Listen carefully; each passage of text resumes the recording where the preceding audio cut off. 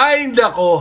Pasok ka na naman. Excited ang mga bata. Nako, tuloy-tuloy ang pagpasok. At syempre, ang mga bata may baon, no? At iisa lang palagi ang inaabangan, yung deklarasyon ng government, ng mayor, ng governor na walang pasok. At gusto syempre ng mga bata pagkatapos na maibigay ang baon, tsaka magdideclare na walang pasok para wala ng solean.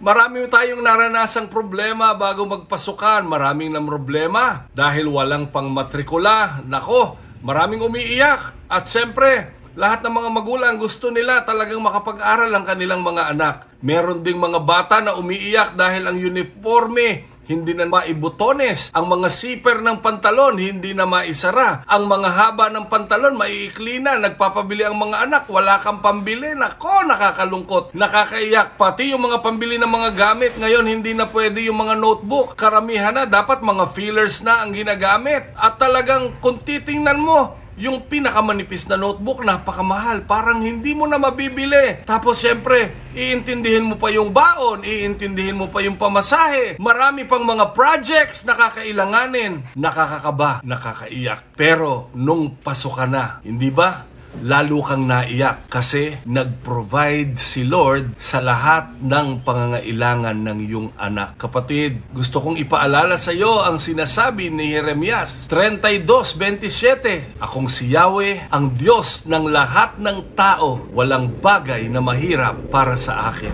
Nakakalungkot, nakakaiyak minsan, pero palagi nating tandaan, anuman ang iyong sitwasyon, anuman ang iyong pinagdadaanan, merong Diyos na pwedeng tumulong sa iyo. At naniniwala at nananampalataya tayo na sa sitwasyon mo ngayon, huwag ka mag-alala. May gagawin ng Diyos na malaki.